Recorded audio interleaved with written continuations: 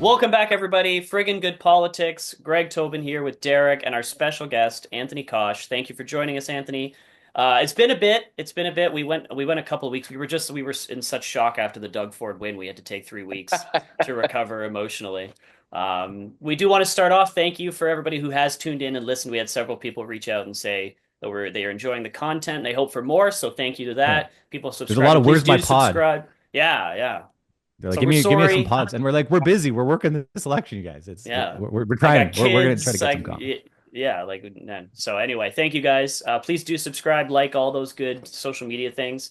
Derek, lead us into this. All right. So we're doing this. We are very busy, but we wanted to bring Anthony on. So Anthony, just for people's background, is that he was the national spokesperson for Pierre Poilievre's leadership.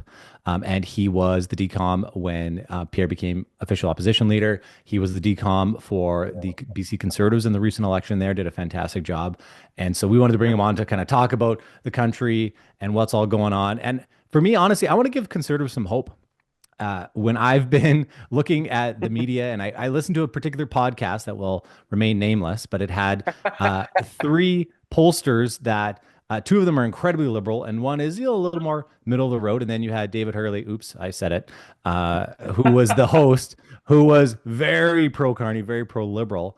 And they basically gave Pierre zero chance of winning. It's like, oh, well, like just a little throwaway comment. Maybe he could like do something in the campaign, but probably not. Carney's just going to win. Everyone just accept this. Carney's the new guy. Everyone accept this. I do not accept it. And we're going to talk about this at great length. So with that, thank you, Anthony, for coming on. And let's get into the plays of the week there, Greg. Thanks for having me. All right. We got our first play of the week is, can Conservatives win this thing? Is the Carneymentum real or is a bubble about to pop? And should we all be buying the dip and have diamond hands? Anthony, you're our guest. We'll pass it over to you. Give us your take. What do you think? So here's the thing, and this is when you do in a little bit of analysis. Pierre and the Conservatives right now are polling, no matter who you look at, anywhere between about 38% to about 40%. Now just to go back and do a little historical overview. When Justin Trudeau gets elected with a majority government in 2015, he gets 39.46% of the vote. Okay. Yeah. And when Stephen Harper is elected with a majority government in 2011, he gets 39.65 or something around there percent of the vote. Yeah. So the point is, in any other election, this sort of 39 to 40% sweet spot is what every party is trying to get in order to cross that magic barrier into majority government land, right? Yep. What makes this election unique right now, and why the Liberals are polling the way they are, and why you have people like David Hurley and co. proclaiming, Mark Carney as the next coming of Messiah, is very simple, is the complete and utter collapse of the New Democratic Party. Yeah. And the Bloc has not experienced quite the same level of catastrophic decline in polling numbers, but has also decreased. So what's happened is, between Donald Trump and some other sort of stuff like that, the left is amalgamating. They're coalescing around this figure. So there's positives here, and this is why we can still win. Pierre Poilievre's support, Conservative support right now, is rock solid. Yeah. Okay. Carney's support is very soft. And there's 1,000,001 different things that can happen between now and Election Day to peel support away from him in three different directions. He can lose to us, he can lose to the Bloc, and he can lose especially to the NDP. So just in general, again, more numbers. Sorry to throw it at you. No, numbers are good. The NDP can usually be expected in your sort of stereotypical general Canadian federal election, even in a off year. Let's say between 16 to 18% of the popular vote. That's fair. Okay. Yeah. Right now, they're polling between 6 and 8% of the popular vote. They'd win like 3 seats right now. Yeah. Like it's a borderline extinction event for the federal New Democratic Party right now. So that's what I'm saying. You see today the news coming out that Mark Carney was funneling a lot of money through the Bermuda. There were some tax purposes for him doing that. Or, he seems to have forgot that he was actually the chair of Brookfield when they made the decision to move their corporate headquarters from Toronto to New York after Donald Trump was elected, by the way, and after he already started bringing up tariffs. So or even yesterday, forgetting the name of his candidate. messing up which shooting she was a part of, whether it the Polytechnic shooting, not the Concordia shooting that happened 3 years later. So I think there's a lot of the more Mark Carney throws himself in front of a camera, and I think his team knows this, which is I think they're going to try to bunker him as much as they can over the course of the election. Oh, yeah. Yeah. But the point is, conservative support is traditionally what you need to get in order to be competitive for a majority government, and it's rock solid. Liberal support is very soft, and we're still in the early days. There's still the debates to come. Jagmeet Singh and the NDP do have some fight in them. Mm-hmm. So I think anybody who's declaring this election done and over is probably doing so because they've got something hedged on it, or it's in their best interest to sort of make those sort of proclamations. Yeah. Let's also not forget, too, in addition to going, like you mentioned, Anthony, you mentioned the 3 directions they could go. There is actually a 4th direction they could go. They could stay home. Yep, precisely. If those NDP voters stay home, Carney's that whatever it would be 7 to 8%, like that's a lot. That takes him back down to 32, 33. Pierre wins. Yeah, whereas if you're a conservative, you're motivated, you're ready to go. And more importantly, you're not considering voting for anybody else. So correct, yeah. The other thing I find interesting is that Carney's policies so far have been Pierre policies, which I can't imagine the NDP are loving right now. And you sort of, Jagmeet Singh is a bad politician. I think we can all agree he's been very bad. Oh my God. But he's not the worst politician in the history of all of Canada, probably. Yeah, he like they should have got rid of him at least an election ago. Like that, clearly this guy does not. I remember after his first election result, when they lost half their caucus, they went from like 40-something seats to 23. They were like celebrating at NDP HQ on election night. It's amazing. If that was a conservative leader, he would have been knifed before the night was even over. Oh yeah, he's so gone. But NDP, it's like we lost, but we had a lot of fun along the way, didn't we, kids? Yeah. It was the friendships we made along the way. That was the real victory. Yeah. Exactly. They love keeping their leaders forever. That's why I think the support is soft. It's because it's like you can't out Pierre. No. People are like, oh, they outfoxed him and whatnot. I'm like, well, could you say Aaron O'Toole outfoxed Justin Trudeau by being Justin Trudeau in the last election? Like, people forget O'Toole was actually up at the start of that campaign as well. Yeah, he got honeymoon too. The first week and a half, after a certain point. And you're 100% right. And I think so here's what the Liberals are trying to do. And this is interesting because it's exactly what happened to us in BC. Mm-hmm. 2 weeks before the writs were dropped in BC, the Conservative Party of British Columbia was winning on the issues and the NDP knew it. So carbon tax, but in particular for us, it's an important issue nationally, but in British Columbia, it's all the more important. Drug decriminalization, so-called safe supply, crime out of all sorts of different issues, and we were pounding them on it. Okay. Yep. And the NDP realized that if there was going to be an election that was going to be fought on the substance, on the issues, that they were going to get creamed. Right. So what did they do about a week before writ drop? They said that they would get rid of the consumer carbon tax. They said that they were backing down on drug decriminalization.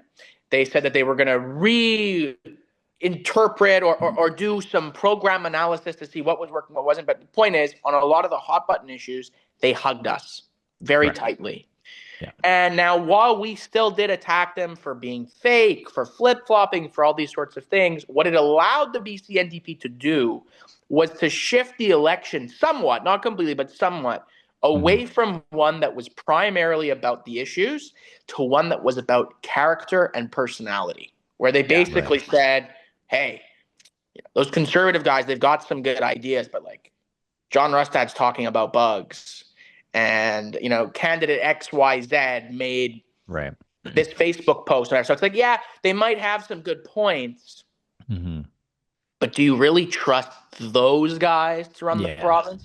And I think the federal Liberals are trying to run a different version of that campaign, where they're saying in so many words, the Tories have some good ideas, but our guy's this 2-time governor of 2 different central banks, worked at Goldman Sachs, sat on all these big corporate boards, has a PhD from Oxford, blah, blah, blah, blah, blah.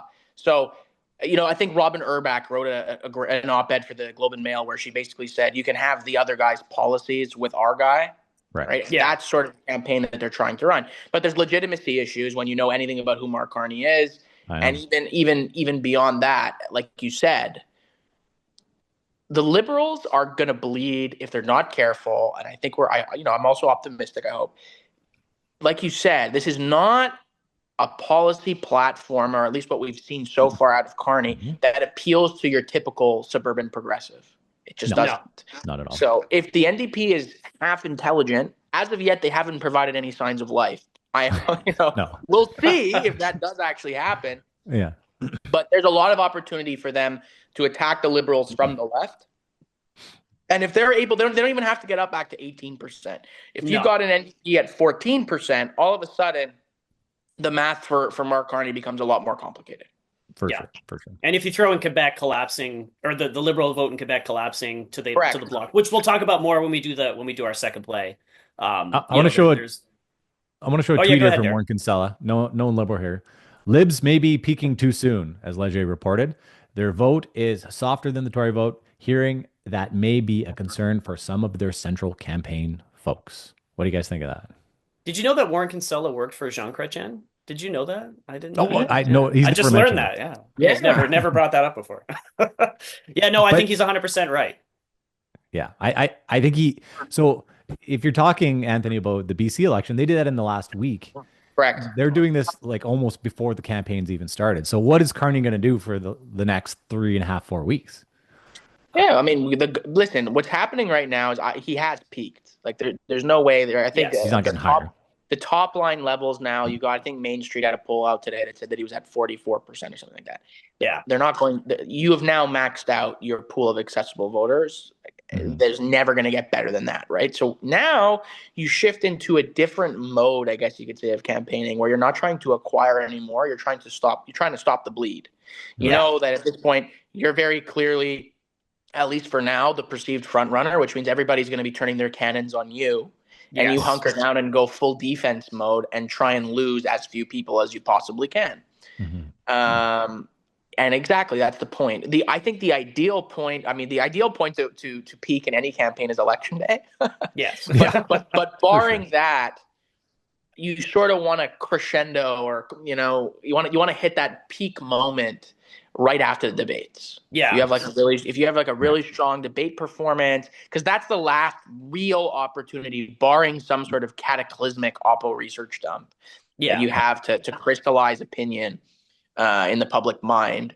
So he's, and I think that's the perception too, right? From what we saw of Mark Carney, both in English and in French in the Liberal leadership debates, the guy's not, and what we continue to see every day in his press conferences, he's really not that great of a public speaker. No, he's really not great on his feet.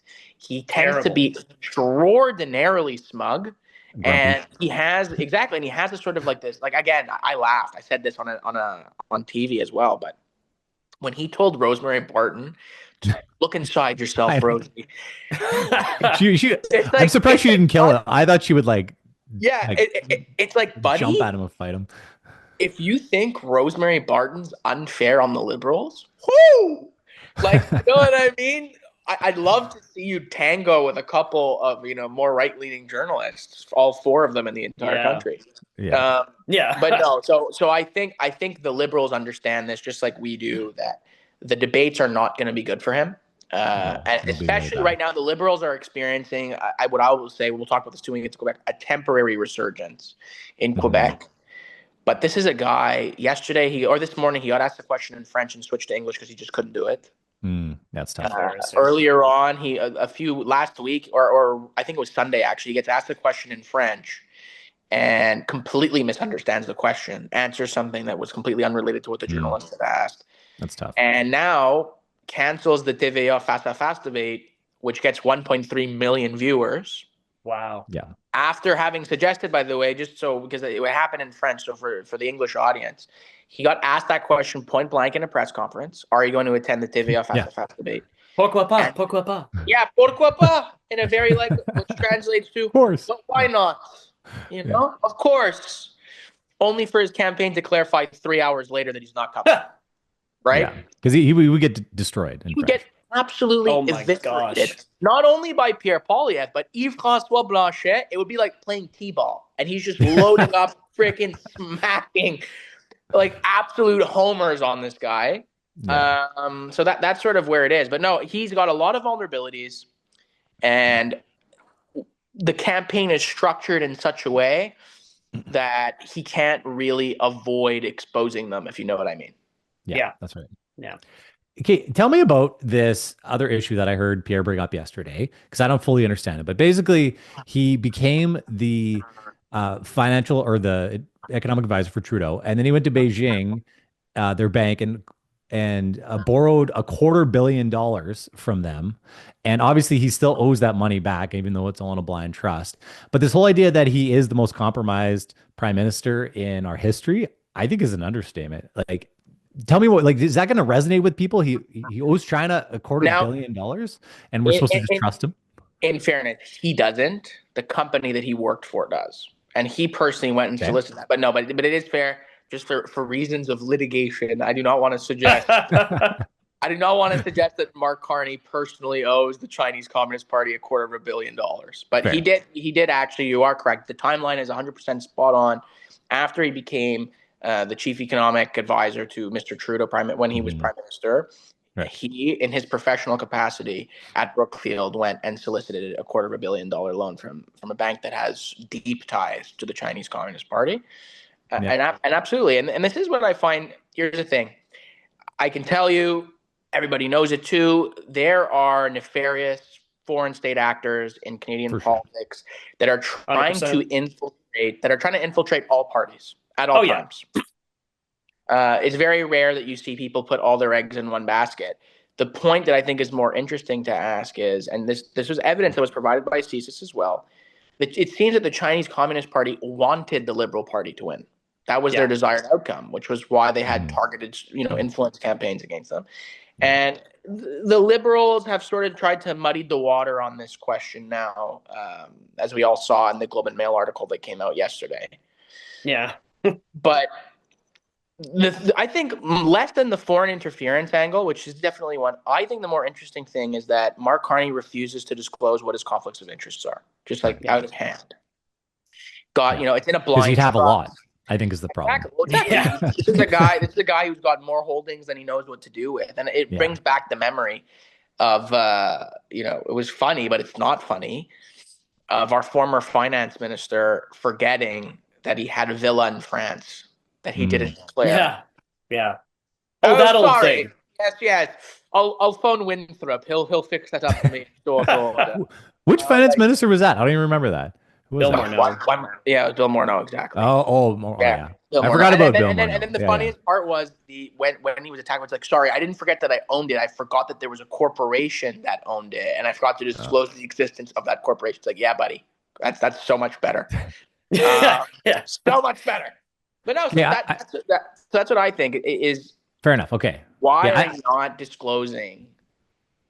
Like, it's all, and he keeps saying this whole sort of idea. Well, I'm working with the ethics commission. I'm working with the ethics commission. I think when you're prime minister, you have to go above and beyond. It's you not do. just the most baseline minimum level of what the law requires. You have to go above and beyond to remove any sort of reasonable doubt. Mhm. And especially, it's not like this guy was a business dude who then retired and 5, 6, 7, 8 years later decides to run for office. Right. He still occupied all of his corporate positions like 3 days before he announced he was running for leader of the Liberal Party. Which was like, what, 2.5 months ago? Yeah, exactly. Yeah. Not long ago. I like that Sheila Copps was like, guys, it's in the ethics, it's in the blind trust. He has no idea what's in there, and then Carney repeats that line, like, oh yeah, they just sold it all off. Yeah, It's he all just gone. forgot what he. Yeah, they And definitely then- got rid of it all. holdings. Like, Yeah, and it brings up, like, this was similar to what happened with Paul Martin to some extent, but the Venetian blind trust, where yes. it's blind, but I can sort of, it's like I'm Jewish. It's like when you're at synagogue and you peek through the mechitza to see into the other side. It's like, you're not supposed to, but you can, right? Yeah. Oh yeah. Okay, I want to bring us back a level for a second, because this is what really is interesting to me, is the fact that, like, the fundamentals of this campaign. So right now, I would say this tweet that I saw of this random person, but the Liberal campaign is built on his resume. He Yeah. lacks energy, enthusiasm, skill set, all that sorts of thing, and his French weakness is quite bad. And then I look at some of the fundamental strengths of Pierre, where he gets the International Brotherhood of Boilermakers. So he's Yeah. getting union votes, which Doug Ford did. That was interesting. We did a podcast on that. Yeah. The other thing that I thought was interesting is you got 4,500 people showing up in Hamilton Plus more for, outside waiting to get in. yeah, the Toronto rally was insane. So people are sort of comparing this to just like Kamala. Kamala had big crowds. It's like, yeah, but they were there to see all the celebrities that she had on her side. Yeah. They weren't there to Beyonce. see Kamala. So people are here to see Pierre. Like they love this guy. He Yeah. is such a good speaker. He could rally people. And this is where the polling doesn't add up for me because I'm like, Pierre is fundamentally better. His team is better. He's staying cool, calm, on message. He knows how to play this game. He is able to rally all these people together in these giant rallies. Yeah. Am I missing something here, guys? Like it feels like Paul, it has to turn at some point here. Like the fundamentals are in Pierre's favor. Paul Wells has some immutable rules of winning elections in Canada. Two of them Mhm. are one is the happiest guy, the guy who looks the happiest to be there will win, and the Yeah. guy who's trying to win will win. And right now, Yeah. Pierre's doing both of those. I forget what his other two rules are, but those are the big ones. Interesting. So, Andy, what do you think? Do you think the fundamentals are better for the Liberals or are they better for the Conservatives? my answer is ask me on April 2nd. Okay. Okay. So I think if Donald Trump shuts his yap and hides for the entire duration of the election period, that, yeah, the fundamentals are really good for the Conservative Party. Right. I think if he comes out April 2nd and slaps an absolute whopper of new round of tariffs on Canada and Canadian goods and services, Mhm. then it becomes a much more different election. Right. Far different election. And I think this is sort of the part of it. This, by the way, speaks to why the Liberal numbers are where they are. They're doing a two-pronged approach. Mhm. So one, they're whipping up this frenzy about Donald Trump, and he's, because the guy, every time he opens his mouth, talks about how he wants to make Canada the 51st state, which is abhorrent and wrong, and I'm not going to even justify it or say, oh, no, screw this fucking guy, okay, quite frankly. Yeah. But if you go beyond that, they're doing the second approach, which is they're trying to make out Pierre Poilievre to be like the lieutenant for Donald Trump in Canada. Which is obviously ludicrous to everybody who's paying attention and actually knows what's going on. Brain rot to Lululand level nonsense. Correct. But it's sticking a little bit. It's sticking, especially with boomers, especially with the 55 plus crowd. There's actually some interesting figures that came out yesterday that showed, like, so for example, if you go 35 and under, Donald Trump is not anywhere near the number one issue. Right. I don't think about him at all. No, and then 50, like young voters, it's very clear. It's like it's still a cost of living election. It's still an affordability election. It's still a housing election, right? And then you go up to a boomer class, which disproportionately is property owning. Mm-hmm. They are very preoccupied, and I said this too. Like if you notice Mark Carney's ads that he ran with Mike Myers or whatever, Yep.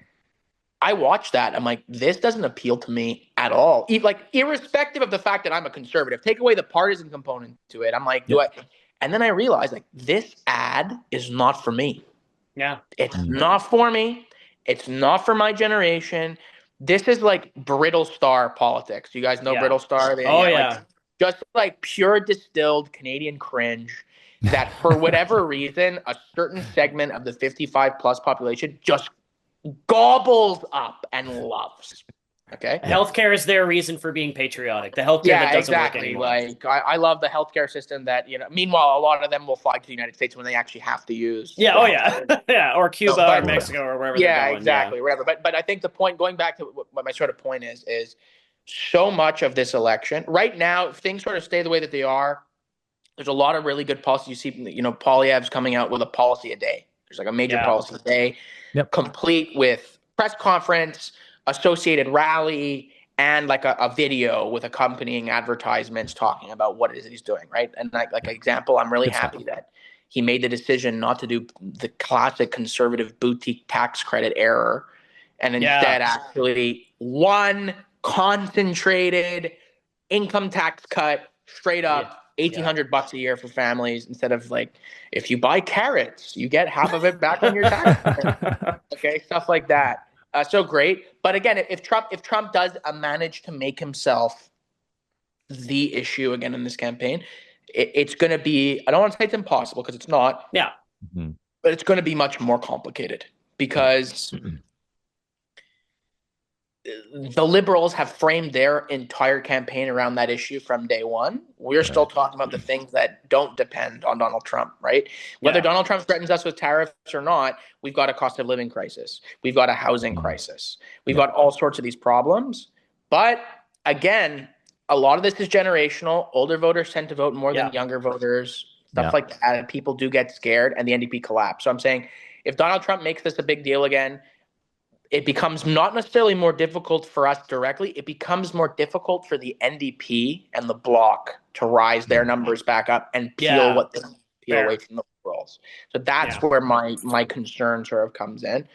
But we'll see. We'll see. And at the end of the day, no matter what we do, no matter what the Liberals do, the president of the United States will always be more newsworthy than anything any Canadian politician does. Yeah. It's foreign interference 101 with Trump this time, right? Like it's, you don't think of it that way, On behalf but of the Liberals too, right? I mean, I laughed. Like you saw his line that he said, "Oh, I'd rather deal with a Liberal." Yeah. Frankly, I'd rather deal with a Liberal. Pierre Poilievre, very stupid, very dumb guy. They call him Sleepy Pierre. He doesn't like me very much. I don't know why. Yeah, not a MAGA guy. No, not a MAGA guy. Yeah, I don't know why he's not a MAGA guy. He should be a MAGA guy. Yeah. So is there any way Pierre can turn around that image, like at this point of him? So people sort of see him, kind of like Trump. He's very, very different, but it sticks because he's sort of this outlawish, rebellious type person, which is like Trump is, and obviously the conservative.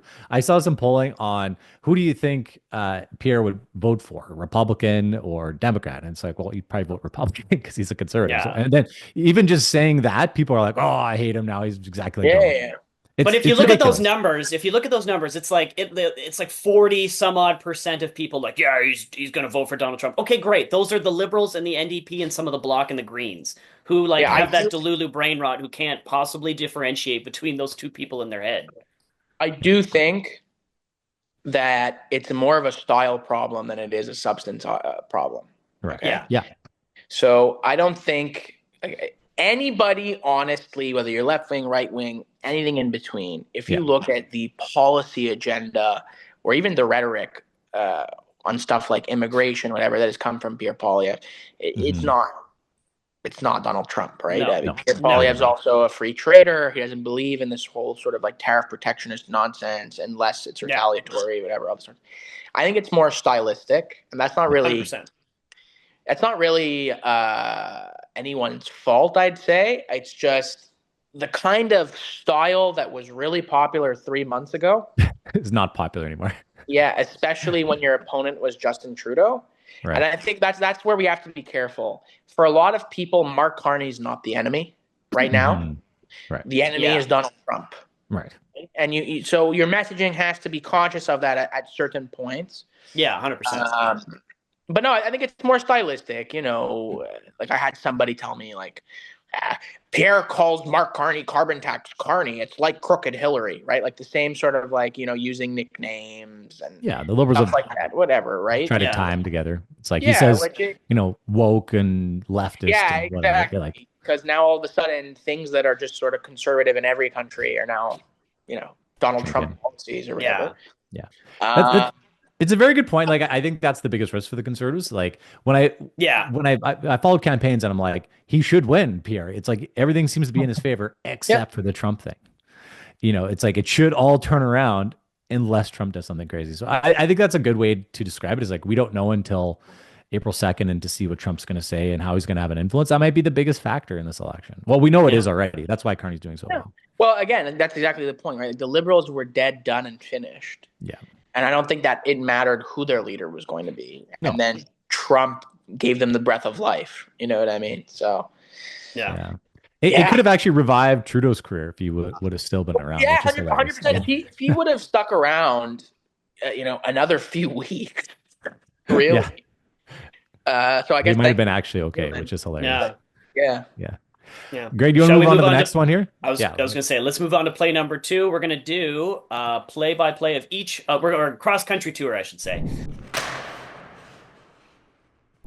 So, let's start in the Maritimes. I don't live in the Maritimes. I never have, but my family, on my dad's side is from the Maritimes. And he called me, was it last night or 2 nights ago? And he was like, "Did you see those fishermen?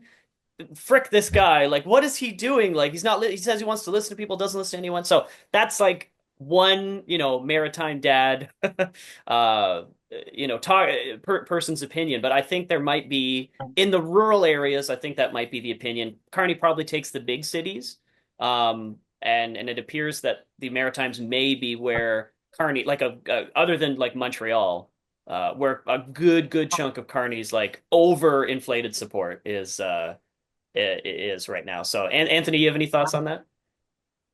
So the Maritimes, or I should say Atlantic Canada, right? Because Sure. Yes, yeah, It's better to say. If you ever correct. tell, This is correct. if you ever tell a Newfoundlander that they're a Maritimer, they will get very upset with you. Yeah. So Thank you for correcting shout us. out to Newfoundlanders. Yeah. No, Atlantic Canada, not Maritimes. Yeah. That's the area where we've experienced the most difficulty since the Trump stuff started up. Okay, Right. so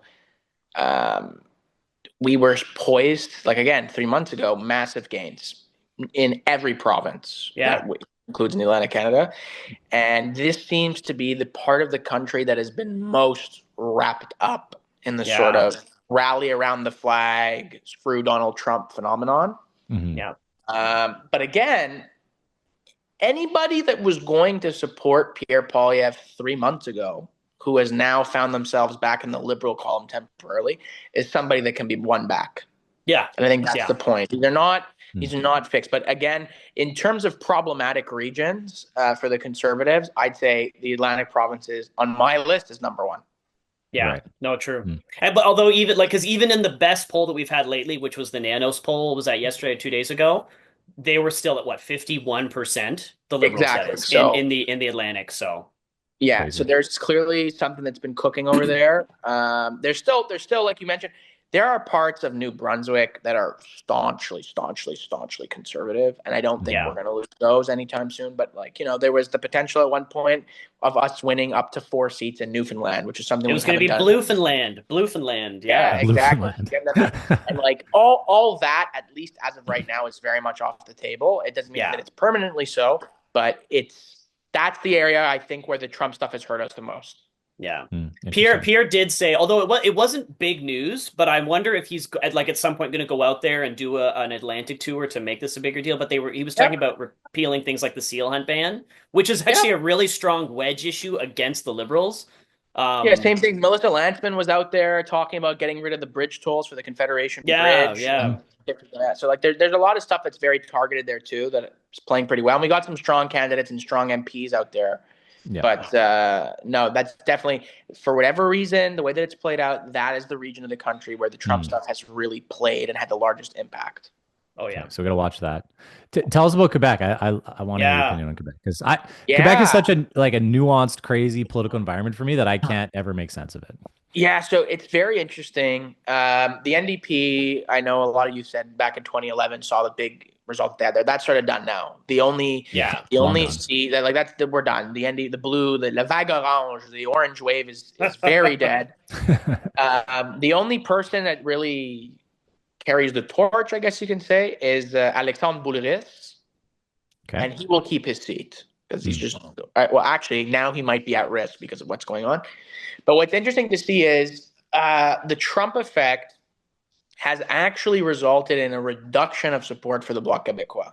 Yeah. So even more soft nationalist Quebec voters have sort of gotten whipped up in a little bit of the America threat sort of phenomenon.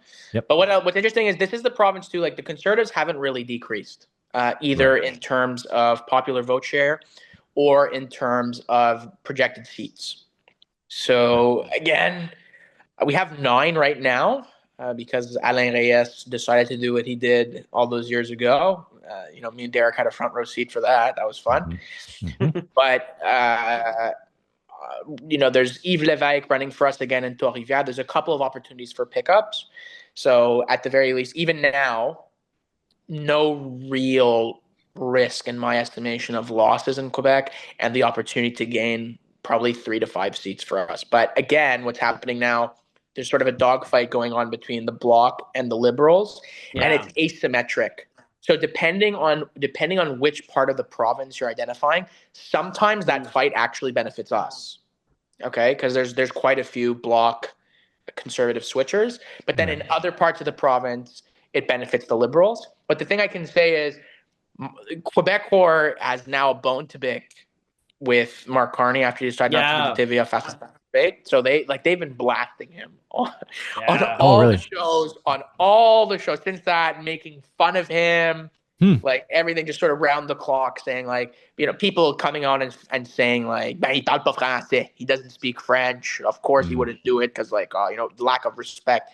And then, if that wasn't enough, yesterday he completely misreads the name of his candidate Nathalie Provost, who was the survivor of the Polytechnique shooting at Université de Montréal.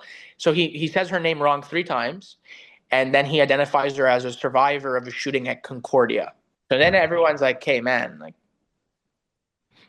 tell me you haven't lived in Canada for 20 years without telling me. Correct. But or more important, like, and again, Polytechnique is significant, I think, across the country, but it has particular importance in Quebec because it obviously happened here and that sort of stuff. But it just, again, it was, they're not like us. They're not like us. Carney, his cultural resonance in Quebec is bad. And it's not just a question of language. It's like, hey, man, you screwed up. Like you recruited a star candidate. Based on her career in social justice and advocacy, based on her experience of a specific event. And you misidentified it all over, up and down. So it's just... So no, I think of all the places in the country where he has the potential to really lose his legs, Quebec is up there. Yeah. Atlantic Canada, there's pockets too, but Quebec in particular, if you want to talk about soft support, this is the one province where Carney, I think over the course of the campaign, is going to get his legs cut out from underneath him. Yeah, and he needs that support. Hey, I got to throw a sports analogy in here because this is what we do. Yes. So here's how I see it. Carney's actually done, I think, an amazing job of being like an international banker investor guy 3 months ago. Now all of a sudden being a prime minister running a campaign. I've heard through the grapevine that it's chaos in Carney camp. He's brutal on staff. They're not organized. He's very grouchy. Like I think that's probably fair and just natural, being you go from like, here's what the sports analogy. He was playing football before, now he's playing hockey. And he doesn't play hockey very well, as we saw with the Edmonton Oilers thing. Net zero. He's playing it pretty well considering how much of a change this must have been for him. So it's like to try to keep all this stuff straight. And he hasn't lived in Canada. He hasn't been active in the political scene. And so Pierre, who's been skating every day, honing his craft in politics, speaking, understanding the issues, he really does get Canadians. He's been touring the country for years. Yeah. People made fun of Pierre. Oh, sorry, you finished, Derek. Sorry. Yeah, so I just feel like Carney's playing a completely different sport, and it's starting to really show that it's like the guy's kind of far behind where he needs to be in order to be the guy to win this thing. And that's why the sport seems really soft. And you're kind of mentioning these things in Quebec, like forgetting names, not knowing what's going on here, having your history messing up cultural references, like. And I still think it's funny that Mike Myers did this commercial with Carney, the guy that also hasn't lived here for 2 to 3 decades. Well, and I love, and it's like, Canada gave me all this taxpayer subsidized services, and then I went to the United States to become a millionaire. Thanks, guys. Love you. Love you forever. And I also think it speaks to something about Canada to some extent too, though. Like, here's a guy whose parents were immigrants, who grew and then hasn't lived in Canada for 30 years. Yeah. Yet he's held up as like this paragon of Canadianism. Not for my generation. I suspect not for your generation either, but like, there's a certain era. It's like, okay. I didn't even know he's Canadian until I saw him do the elbow there you go. thing on, like, Ryan Reynolds is Canadian. Like there's certain like actors, but he maintains ties to Vancouver. He does, yeah.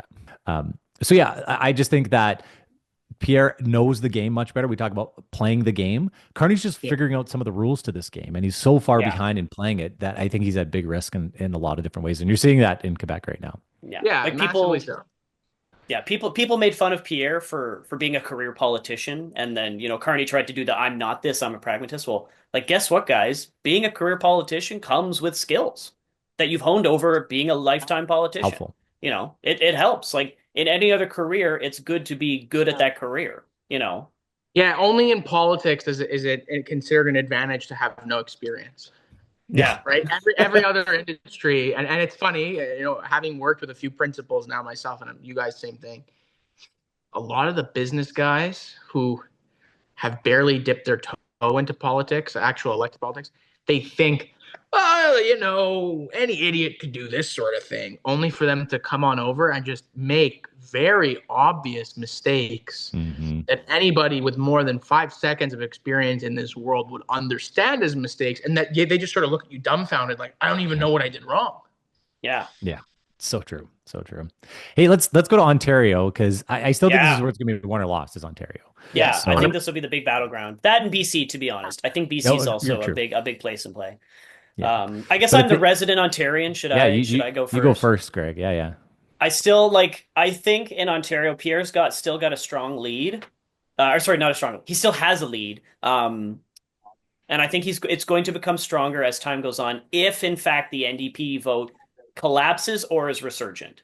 Obviously, like downtown Toronto, we saw the Leger Hmm. poll that said like downtown Toronto, the Conservatives or the Liberals have 50%. But even in that poll, the Conservatives were actually up from their 2011 or 2021 correct, vote share. correct. So like, if you replicate that kind of phenomena across the province, I still think with motivated, and you got 4,500 people plus going to Hamilton, 2,500 people in York, Toronto.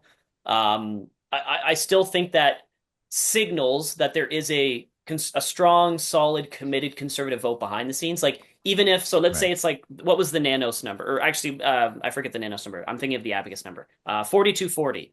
If Yeah. 70% of the conservatives 42 comes out and only 50% of the liberals 40 comes out, that's a sweep. Or at least Yeah. not, maybe not a sweep, but a solid, like, 60-40, 70-30 for the conservatives of the seats. Right. You know, that's all he needs. So it's still like ground game in Ontario will be a deciding factor. And I think so far the conservatives have that edge right now. But yeah, as you say, Anthony, we'll see what April 2nd brings. Yeah, and I think I think the GTA this time is going to be a knife fight in a phone booth, Oh right? yeah. Mm. Yeah, like that's how I would describe it. Yeah. Especially if the NDP is not able to get their act together, Yeah. right? If it's going to be very, very tight, you're going to have large numbers of seats decided by the voter equivalent of a hair's length. You know Yeah. what I mean? Like, Yeah. I It's gonna be suppose we should crazy. also talk about like the Doug Ford effect too, because that's also a huge yep. part of this. And now I'm actually I don't know where I would look to see results of these numbers, but I'm very curious because Carney clearly immediately tried to secure the Doug Ford endorsement. But does that actually help Carney? Like Doug Ford is hated by progressives in this province. Hated. So like I mean, not enough to boot him out of office yet, but like by the core progressive left, he's hated. So does that hurt Carney? Does a Doug Ford endorsement, kind of bother Pierre more than it would help? I actually don't know the answer to that. I think Doug Ford played Donald Trump, like the Donald Trump issue, about as well as any politician could have Hmm. been expected to do. Yeah, He made that the center focus of his campaign. And like, I have random people in my family and friendship circle that are not particularly political who were messaging me being like, wow, Doug Ford, like, do you think he could be prime minister one day? Which I was like, oh my God, please, like, chas v'shalom. But but I'm saying just goes to show you how with normal people that are not mentally ill and super political like us, um, he played it sort of well, and I think even among people who didn't vote for him, there's a perception that premiers and prime ministers working together and getting along, specifically and in particularly in the context that we face ourselves with the threats in the United States of America, is a positive thing. Also, even forget Mark Carney, like Doug Ford, much to the frustration of many on the conservative side of the aisle, was like best buddies with Chrystia Freeland and yeah, enjoyed relatively solid relationship with the federal Liberals, even when Justin Trudeau was very much prime minister and in no real threat of being removed. So I think Yeah. this is a Right. continuation of the status quo in terms of PCPO federal liberal relations, more so than it is anything sort of new. Mhm. But yeah, I definitely think there's some weird bad blood between the PCPO and the federal party, as we all watched play out over the last few weeks together. Yeah. Well, and it Yeah, goes that back to doesn't help. the Scheer election where they asked because originally, if we all Yep. remember, the ancient times when Doug Ford was doing badly after he Yeah. first won, They and then Scheer blamed no told him to stay numbers. home. Yeah, they said, oh, we lost, we didn't do so great in Ontario because of Doug Ford, and then it started this never-ending contest between Yeah. we won't help you, and we won't help you, and we won't help you, and now here we are. It Yeah. sounds like the Middle East conflict. It's like no one even knows how it started at this point. Yeah. It's very funny. So, what if you were projecting Ontario right now? Is it still way too early to tell because it seems so dependent on the Donald Trump stuff? I'm very confident in saying that we will do better than we did in 2021 and 2019 and 2015 by quite a bit. Right. Yeah. But I'm saying, like, what do we have right now? 36 seats, 40 seats, something like that. So right now we're projected to get 40. I'm just looking at Yes. the stuff here. Yeah. So, Conservatives 40, Liberals 78. Yeah. yeah, So you see, that's the big problem once again. Look at that itty bitty tiny little NDP number at the bottom of Ontario. yeah, 3. I know, crazy, right? That's just complete and utter obliteration, Yeah, right? Yeah. yeah, yeah. So that's going to be, again, the thing to watch. Does the NDP recover? How much? This sort of stuff. But no, Mhm. I feel relatively comfortable with the resources that we have at our availability and the ground team that's been assembled, that we're going to make some pretty substantial gains in Ontario. So you think it's Yeah. going to be more like 50 or 60?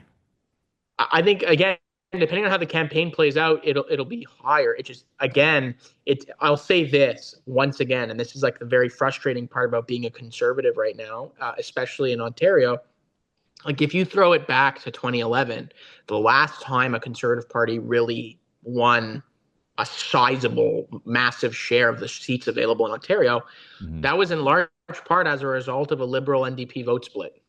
Right, right. Yeah. So you need We're that not for getting sure. that right now, which makes it complicated.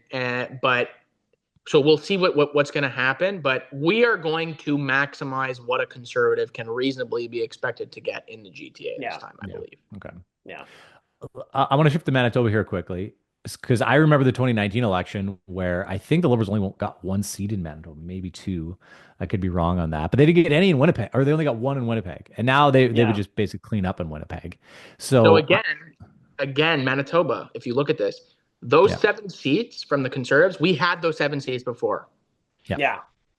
What's happened is the seats in Manitoba, that used to be New Democrat, are now going to the Liberals. That right, collapse that we're talking about, we're seeing it across the country. yeah, yep, that's right. Yeah, so Yeah. that's frustrating. And then Saskatchewan, it's basically the Northerns, like basically like maybe Regina Wascana, Ralph Goodale's Good. former riding could go liberal, but the North is typically liberal. And then Alberta's interesting. It's basically just Edmonton where things are in play. Like Yeah. Southern Calgary, it's like not happening. But yeah, very, very Although blue someone there. to show the total ignorance of the Liberal Party on Alberta, I saw someone tweeting last, and so this could be totally just like someone making it up, but they were like talking about the candidate that ran in Edmonton Center because that was people were wondering if Mark Carney was going to run there, and they Right. shared an image of this I've never heard of her before, but they were like this girl was canvassing in my riding, which is not Edmonton Center. What the heck is going on at LPCHQ? So Mm. not a bombshell report, and it could be fake. But I just thought that was kind of funny that just like the Yeah. complete total lack of knowledge about what Alberta is and how the ridings work there. Yep. Yeah. Interesting. And then BC, the big one. Yeah, That's well, before I go to BC, just note about Nova Scotia. Those 11 seats would be kind of handy for the Conservatives to have like half of that. Seems yeah. kind of important. I, Yeah, Like, I do think there's a we bit have of seats a there right now. We have seats there right now. So if these yeah, projections are to be believed, that means we'd be losing seats in Nova yeah. Scotia. which is wild. So yeah, I think I your point about Atlantic Canada before is pretty apt. Like the Conservatives need to do better there in order to win this sucker. yeah. So I um, still think there is like the mirage that we've kind of talked about. I do think it exists for the rural ridings. I think the Conservatives get pretty well every rural riding, other than maybe in northern New Brunswick, where it's very, very solidly French population. I still think that the Conservatives have a very, very good chance to keep and actually grow their rural ridings out there. But that we'll see. We'll see. All right, BC. What do you think? Gosh. Yeah. So He, BC is interesting, especially when you look at some of the discrepancies between what just went on provincially and what's going on federally yep. now. But I think part of this is we have, and it's interesting the projections for votes here. Yeah. BC is one of the provinces where we have the worst voter efficiency Yeah. because we tend to run up the numbers in northern British Columbia, the Right. interior, certain parts like that. But then, like south of the Fraser Valley, lower mainland, it gets more dicey the closer you get to Vancouver, and then Vancouver Island is its own creature. I always say Mhm. like BC's 5 provinces in one, and it doesn't surprise me to find out that Vancouver Island used to be its own colony before it was merged Yeah. into BC.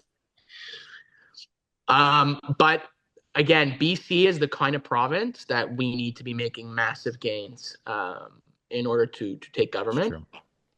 And like you look again. There's the Trump Look at effect. that. Look at No. that. Boom, boom. So if you're an audience, you can't listen to this. Basically, the Conservatives were so far ahead of the Liberals, like not To the even point where close. the NDP were ahead of them in seat Correct. count, and then a Yeah, complete reversal. that's a wild shift, all because Yeah, of the Trump and look, stuff. it happens overnight. Like what Yeah. what was the peak? What was the peak projection? How many were we supposed to win? 37, Yeah, roughly. Yeah. think about that. Think about that. Yeah. And there's what 43 seats in total in BC, or did they just get some additional ones out of the redistribution? I think they got one, but it actually benefits the Conservatives, I'm pretty sure. But the Liberals are going to get one seat before in BC, Yeah, and now they're projected to get 20, 22. Pardon me. Yeah. Like that's a wild shift. So, well, yeah, it's but this is again. a I think this. province. This is a province in particular where the Conservatives and Aaron Gunn, who's the candidate in North Island, Yeah. Yeah. just put out a great mini series documentary type thing on this. Oh, This he's is a back doing that. province. Good. This is a province where crime and Yeah. drugs Hmm.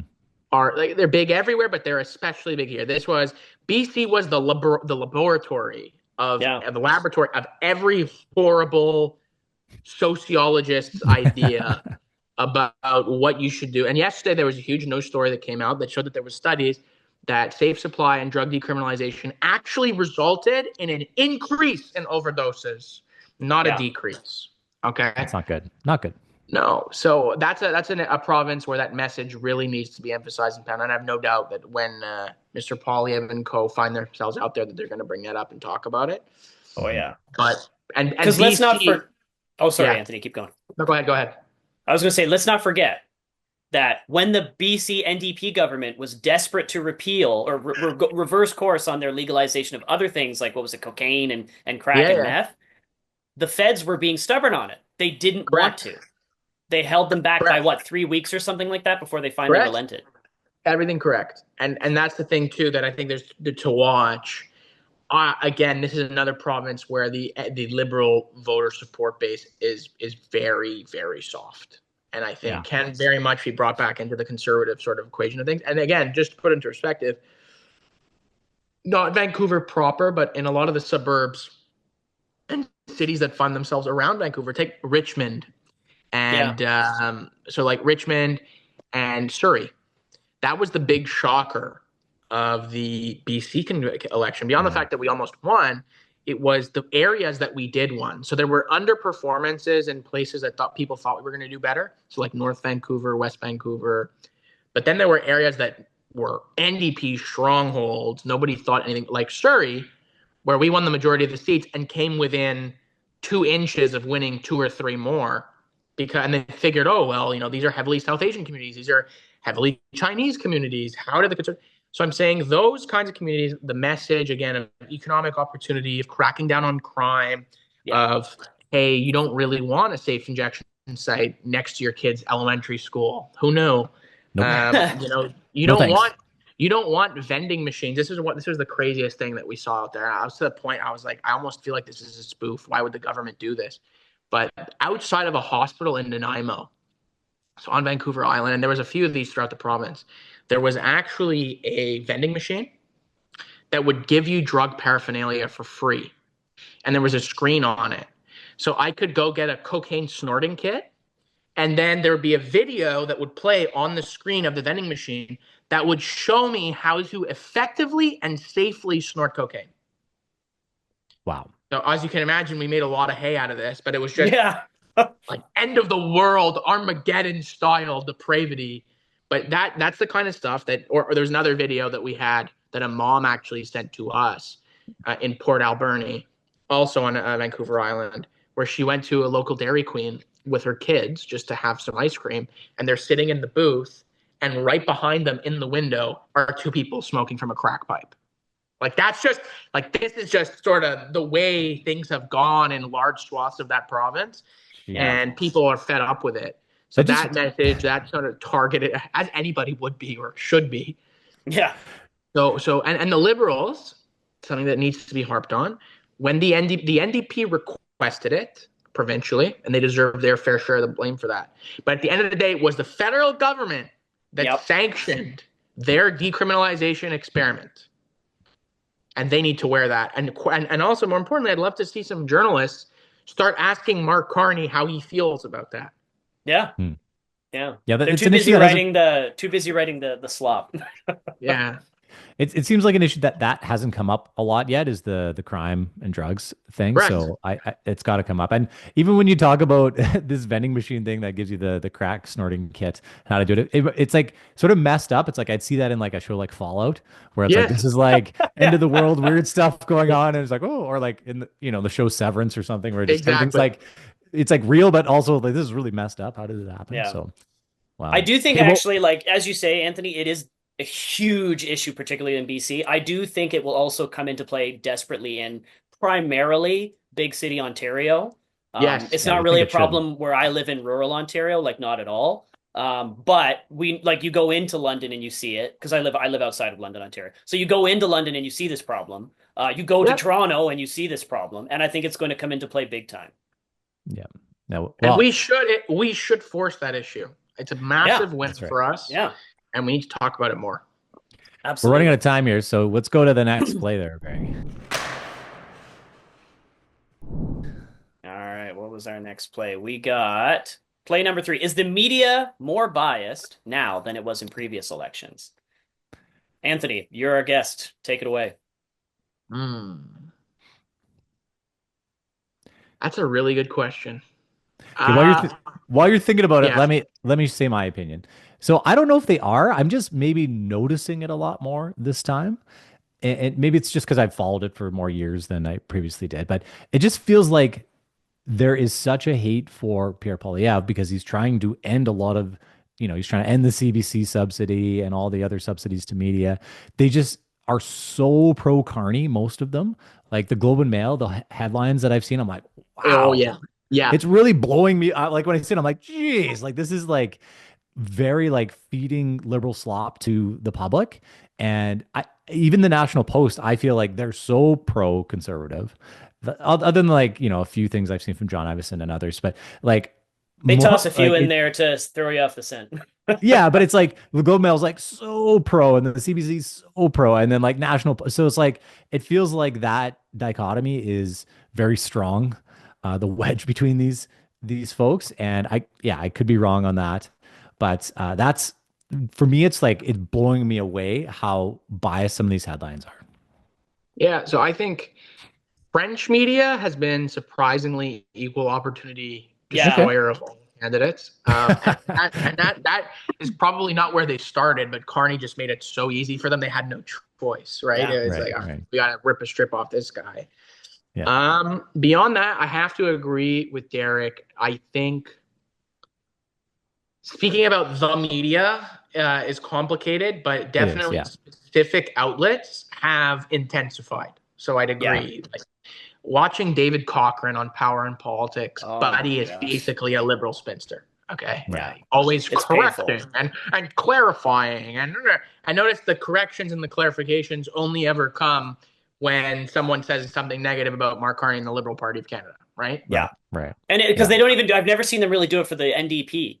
Really. No, because exactly. But I'm saying even like you put Derek, like the fact that the Globe and Mail decided to release a story with a deliberately provocative headline that came out 2 years ago. Is this the one you're referencing? Correct. Yeah. Yes. When I saw that, I was like, I can't believe they're running this as their big It's headline. it's Like, it's whoa. just very strange, and it's like also for those of you who don't remember, Mr. Polyev won with like almost 80% of the vote in that. You know, I thought it was more so like 90, wasn't it? no, Like because the 80 points something. and the votes sort of were a bit different. But Pierre Polyev received like 300,000 votes almost in this leadership Yeah. race. Yeah.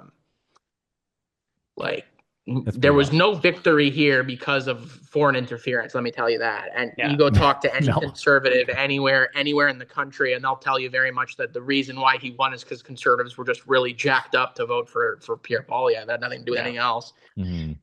But so you see stuff Also, like this. You see stuff like this, and it just you know I Or thought it was funny too that like that this was so damaging. This was such damning information. We couldn't tell Pierre, but we could tell the Globe and Mail. Like, correct. yeah, and then yeah, Mark Carney this embraces the headline. Like, power of positive campaigning. This is the headline from the Globe, and it's just, happy Carney looking great. I was like, oh wow, this is I like that comment. Like, if you go back, Derek, the first guy, positive. yeah, positive. Are you sure about that? Oh yeah, that Yeah, was good. exactly. Lit him up pretty good. And then this one, it's like again, it's just these little things where it's like, Classic. The Every classic election. meme.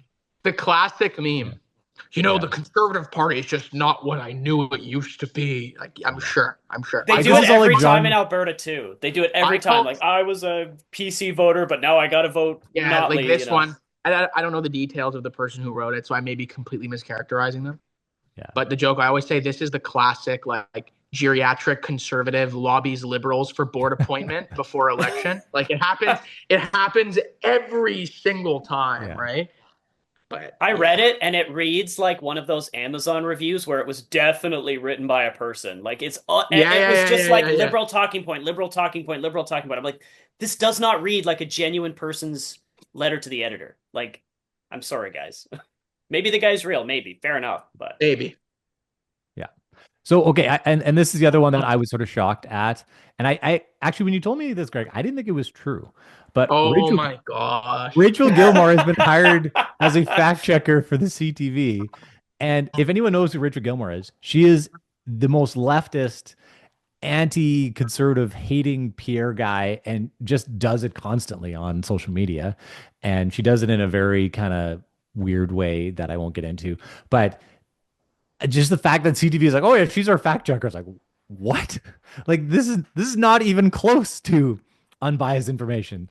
And so maybe they're just trying to like, is this CTV just this person got to make the comment desperate for ratings, or maybe there's just no one else to do this. Like I don't know uh, what. I What do you think guys this is do? proof positive that the voter coalition for Carney is so shaky, and a lot of these like very pro-liberal media outlets know it, and they're just desperate to find ways to ensure that like you boomer voters, because that's who's watching this. Like I don't have True. cable, no one I know has cable. We're No, not watching this, no. but like you boomer voters, make sure like don't ever think about voting for PR, please. Yeah, I this was I wild to me. Yeah, so I'll be a little bit lighter on CTV. I think this is a program specific hire, if you know what I mean. This is like your money, Right. your vote sort of thing. But again, like some people were making jokes. This is like having Alex Jones do fact checking for Yeah, like, yeah, you like might as That's well. a good way not to say it. Yeah. right. Like again, people are entitled to their perspective. Ms. Gilmore tends to be far more left wing than any person, normal or otherwise, in this country is, Yeah. and she's entitled to do that. She's entitled to provide commentary from that perspective. But I think Mhm. everybody quite rightly expects that someone who takes up the mantle of being a fact check Yeah. should be about as neutral, middle of the road, and boring as possible. Okay, and not constantly be posting about how Pierre Polyev beats his wife and is a extremist Nazi of some flavor or variety, and that's who she is. So Yeah, so that's kind of our sin bin, I think, but we have another sin bin that we have to Yeah, talk let's about do here. it. And that Poor is Graham Murray. so I'll tell the story. So GG's Graham. Yeah, Yeah. yeah, yeah. Poor Graham. So, Sean Fraser, who was the immigration minister for Justin Trudeau, decided I'm not going to run this time because I want to spend time with my family. Well, he's back, and he decided, no, actually, I spent a Spent month enough with my time with family. him. That was good. No, that was enough time. I'm going to come back because I can win now. Yeah, yeah. But there was already a candidate nominated in his riding by the name of Graham Murray, who had signs in an office and all these things. And the Liberal Party's like, "Hey, Graham, get out. You're Yeah. Yeah, done." thanks for that Don't one, let the Chief. door hit you on the way out, buddy. Like, Sean's back. We love Sean. He's the best. And so I'm like, wow, let's just have a moment for Graham Murray. Poor guy. What do you guys pour think one of out. this? Pour one out. My favorite part was that when they were asking Mark Carney about this, and he was being so shy, like, I don't, I actually can't confirm, or I have no idea what Sean's gonna do. Meanwhile, Sean's like, oh yeah, we talked about it last night. Mark was all in favor. Like, can you just not, like, you can be honest. You can Lie. say true things to the media, you know? Yeah, that's pretty bad. Anthony, you're I've never seen you speechless. Gosh, this is like, Well, this this is is good. funny. Like, this is just like Anita Anand 2.0. There's a few of them Yeah. right there, like this, where it's again, and you know what? Like, there's nothing wrong with bowing out, but just the shamelessness. Like, and that's sad. I'm somebody who believes that family is something that's very important. They're not a cheap out for when your pull Right. numbers are bad. And exactly that, just sort of be like, yeah, I realized my kids are growing up and I want to spend more time with them. 3 months later, all right, so turns out that sucked. Now I'm back. You know what I Yeah. mean? It turns out I don't like my family. I would have trolled even harder. I would have done some sort of announcement, been like, after 3 months, I've decided that I need to spend more time with my politicians. Take a break from it. You Yeah, know, like I thought Pierre could do like a parody poster. It was like his Pierre slogan, "Axe the taxes." Carney's slogan, "Axe the candidates." We're gonna axe yeah, the candidates, exactly. bring back all the old team. So Yeah, GG's to my boy Graham. Sorry about Yeah, that. yeah. Sir Graham. I'm sure the liberals will find a way to reward you at some point. yeah. Not if we They'll have give him a anything to Senate say about seat. it, but yeah, yeah, exactly. Yeah. Well, stick tap to Graham there because poor Yeah, Graham had a short run of politics. But you guys got any stick taps to wrap this thing up today? Anthony, you go.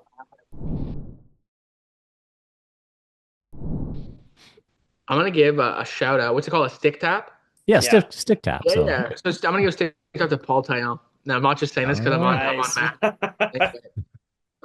Paul's my dog. He's my boy. He's a good, righteous man. Follows his faith properly each and every day, and also happens to be a bang up campaigner and a really solid politico. So sending him love, success, prayers, and good spirits during this campaign period, mhm. and look forward to the next time that I get to see him. Good stuff. Good stuff. Nice. I I'll second that. Here, here. yeah, third tertiary endorsement of Paul Taillon. Big He's working love. real hard, guys. So and he's doing a very good job. So that's great. Yeah. I'll do a stick tap to a friend of mine, Corey Tucker, who has been an MP in Saskatchewan for many years and run it again. The guy door knocks his face off, his feet off. I don't know, whatever saying you want to use Both. there. Just, yeah, just a really solid guy. And I'd love to have him on the show at some point. But yeah, good MP, just like a good local representative. So I want to stick tap him. So I'm door knocking. So good on you, Mr. Tucker. Nice. And I'll do mine. I'll stick tap my local candidate, Leanne Rude. She's been very good. She remembers who I am when I see her, which is nice because a lot, usually I would expect everyone to just immediately forget because that's how my brain works. 5 minutes after meeting every person I meet. Yeah, So anyway, and she's a hard worker. She's worked very hard for our riding. So good on Leanne and best of luck in the campaign. perfect.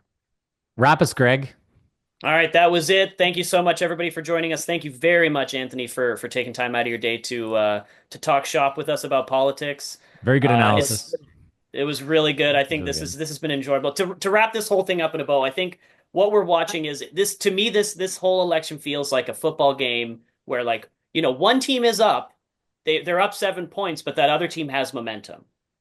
And Correct. I've been on that side where like I'm watching my Packers and like they're up by 7, but the Eagles like they're ready to go. Like they're gonna take us out.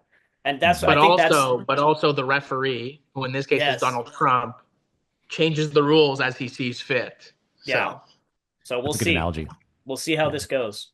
So yeah, Yeah. thank you guys Lots. for joining us. Thank you, Derek. I know you're also working very hard, so thank you for all your work you do. Not so So much you're at the in the federal level, but all in all the other ways. Yeah, I got to do the other stuff because so you and Paul can play and work Yeah. hard on this election. So you're not playing, you're working really hard. So Yeah. good on you too. All right. All Well, right. thank you, everybody. Thank you, listeners, for joining us. Thanks, everybody. We'll see you next time. Make sure to like, subscribe, and all those other social media things. Cheers, guys.